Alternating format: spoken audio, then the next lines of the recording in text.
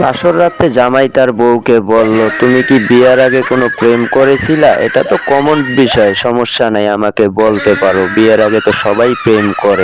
বউ মনে করলো যে আমার মনে হয় জামাই সাদাসিধা, চুপ করে আলমারি থেকে একটা বাক্স বের করে দিল। বাক্সটা খুলে জামাই পেল 7টা চাউল আর 50 টাকা। সে মনে করলো যে 7টা মনে হয় প্রেম করেছে। তারপরে জিজ্ঞেস করলো, চাউল কেন 7টা? আমি তো বুঝতে পারলাম না। পরে বলল যে আমি যখনই যাকে পছন্দ করতাম তার জন্য একটা করে চাউল ওই বাক্সে ফেলতাম। পরে বলল, এই 50 টাকা কিসের? পরে বলল যে এই 50 টাকা 1 কেজি চাউল আমি বিক্রি করে এখানে রেখে দিয়েছি, আর 7টা চাউল বেঁচে গিয়েছিল, এই 7টা চাউল আমি বেচতে পারিনি, তাই রেখে দিয়েছি।